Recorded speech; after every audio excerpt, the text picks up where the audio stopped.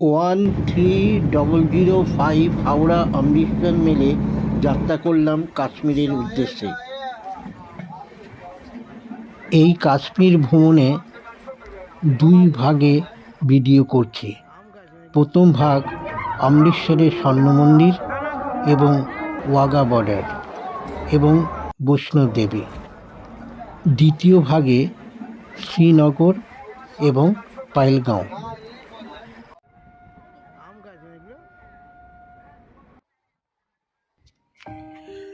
হাওড়া থেকে 7:15 সঠিক টাইমে ট্রেন ছাড়ল। বর্ধমান চিত্তরঞ্জন হয়ে মধুপুর জংশনে এসে পৌঁছালো রাত 11টায়। এখান থেকে ঝাড়খণ্ড শুরু। এরপর বিহারের পাটনায় পৌঁছালো প্রায় সকাল 4টায়। এরপর উত্তরপ্রদেশের ওপর দিয়ে কাশী হয়ে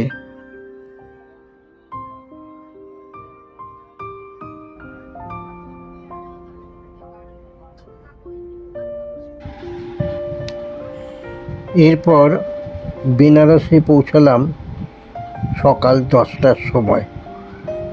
গঙ্গার উপর দিয়ে বেনারসের কিছু মনোরম দৃশ্য দেখতে দেখতে এগিয়ে চললাম।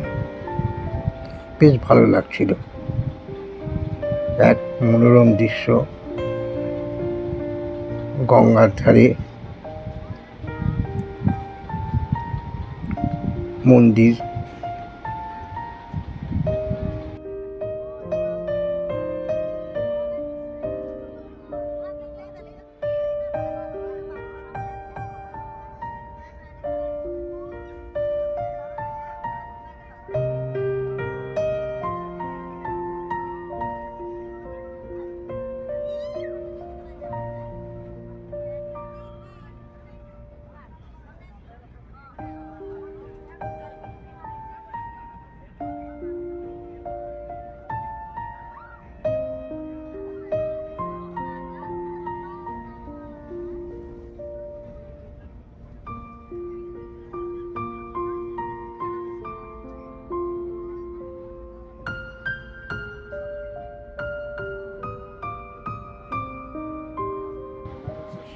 এরপর আমেথি রায়বেরিলি হয়ে লখনৌতে পৌঁছালাম বিকেল 4টায়।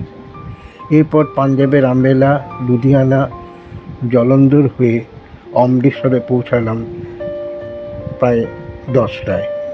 এই ট্রেন যাত্রা দুরাত্রি, তবে প্রকৃতির দৃশ্য, অজানা শহর উপর দিয়ে যাওয়ার আনন্দ দুরাত্রির ক্লান্তিকে কিছুটা দূরে সরে রাখে। আমরা প্রায় 10:40 অমৃতসরে নামলাম। অমৃতসর থেকে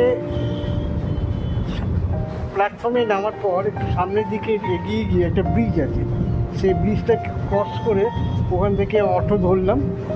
অটো ধরে আমরা হোটেলে এলাম। এখন হোটেলে এসে আমরা যে যার রুমেতে গেলাম, পরিষ্কার হলাম। এইবার আমাদের রান্নার ব্যবস্থা হচ্ছে। এখন টিফিন হবে, ব্রেকফাস্ট হবে। আমাদের এই জয়দেববাবু, হ্যাঁ, ও রান্না করছে। উনি রান্নার খুব পটু লোক। নানা জায়গা দূরে অনেক এইদিকে ট্রাভেল করে। তো উনি এসছেন আমাদের সঙ্গে এই রান্নার সহযোগিতা করছেন। হ্যাঁ, সঙ্গে একজন হেল্পার আছে, মানে হ্যাঁ, কী নাম তোমার? ঝন্টু আছে। ঝন্টু থাকে বর্ধমানের কাছে। এই আমার এই যে ট্যুরটা হয়, এই ট্যুরেতে ঝন্টু আর এই জয়দেব, এরা দুজনই পার্টনার, ওরা থাকে। যাই হোক, হ্যাঁ হ্যাঁ, কাকা জয়দেব সন্দেশখালিতে থাকে। হ্যাঁ, তা এখন টিফিন করার পর আমরা বেরিয়ে যাব গোল্ডেন টেম্পল দেখতে। হ্যাঁ, তারপর এসে মানে ওই করবো, লাঞ্চ করব। লাঞ্চ করার পর এই জালিয়ানবাগ আর একটা হচ্ছে যে বর্ডার আছে, সেই বর্ডারে আমরা যাব। এই অবস্থা আজকের ট্যুরটা হচ্ছে এইভাবেই হবে। বেশ ভালোভাবেই এলাম আজ, এখন এই পর্যন্ত, পরে আবার কথা হবে। এখন খাওয়া দাওয়া তোড়জোড় চলছে, রান্না হচ্ছে। হ্যাঁ, তোড়জোড় চলছে, রান্না হচ্ছে। জয়দেববাবু বেশ গুছিয়ে রান্না করতে পারে, রান্নার স্পেশালিস্ট। হ্যাঁ, এখন আমরা এই খাওয়া দাওয়া করে, টিফিন করে একটা, তারপর আমরা চলে যাব গোল্ডেন টেম্পলে। তারপর এসে দুপুরে লাঞ্চটা করব।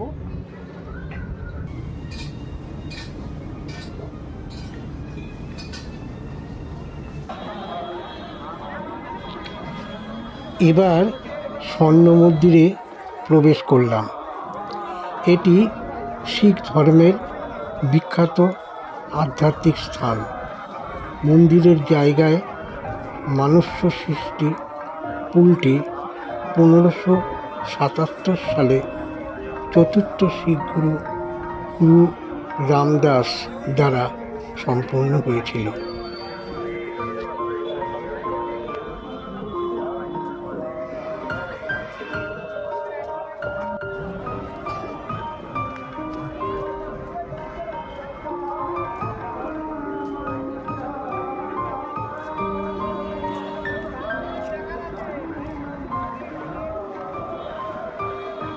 हम लोग कहाँ से आ रहे हैं? हम लुधियाना से। हम तो कलकत्ता एकदम बगल में।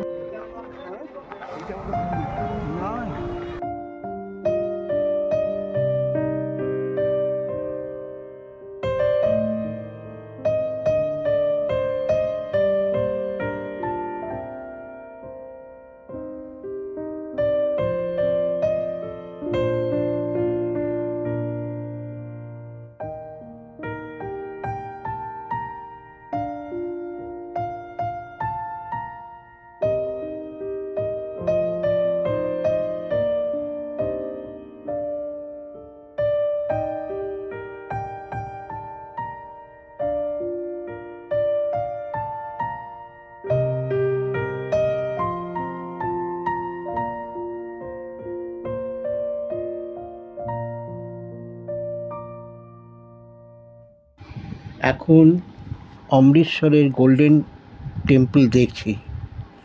প্রচুর মানুষের ঢল, পরিষ্কার পরিচ্ছন্ন এক ধার্মিক বাতাবরণে চারিদিকটা মানুষের আকর্ষণকে এগিয়ে নিয়ে যাচ্ছে দেখার আনন্দে।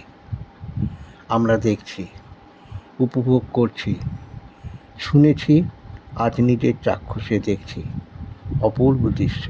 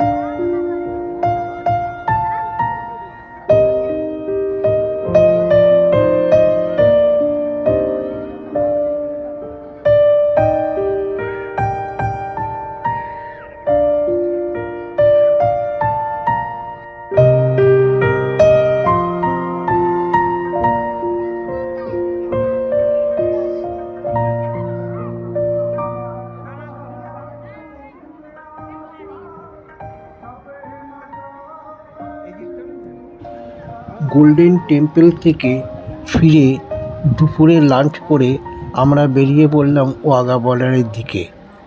আস্তে আস্তে এগিয়ে যাচ্ছি ওয়াঘা বর্ডারের দিকে। বিরাট লাইন, ডিসিপ্লিনভাবে দাঁড়িয়ে এগিয়ে যাচ্ছি। চোখের সামনে ভারতের শেষ সীমা দেখলাম।